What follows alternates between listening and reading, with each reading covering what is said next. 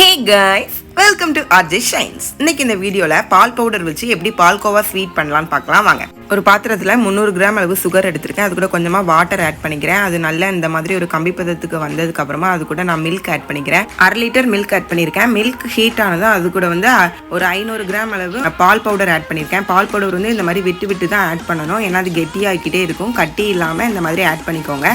கொஞ்சம் நல்லா கெட்டி ஆனதும் அது கூட வந்து ஒரு 100 கிராம் அளவு நான் நெய் ஆட் பண்ணியிருக்கேன். நெய் வந்து உங்க தேவைக்கு ஏற்ற மாதிரி நீங்க ஆட் பண்ணிக்கோங்க. அது கூட 100 கிராம் வந்து நாட்டு சக்கரை ஆட் பண்ணியிருக்கேன். இது வந்து கலருக்காக தான் ஆட் பண்ணியிருக்கேன். அதுக்கப்புறம் அது கூட வந்து ஒரு 3 டேபிள் ஸ்பூன் அளவு மைதா ஆட் பண்ணிக்கோங்க. மைதா வந்து லாஸ்டா ஆட் பண்ணுங்க. இது கொஞ்சம் திக்னஸ்க்காக தான். அப்புறம் ஒரு பிளேட்ல கொஞ்சமா கீ தடவிட்டு நம்ம செஞ்சு வச்சிருக்கதை இதுல மாத்திக்கலாம். இப்போ நான் அதுக்கு முந்திரி பருப்பு நெய்ல வறுத்து வச்சிருக்கேன். இந்த மாதிரி கன்சிஸ்டன்சிக்கு வந்தாதான் ஸ்வீட் வந்து கரெக்டான பக்குவத்துல உங்களுக்கு கட் பண்ண வரும்.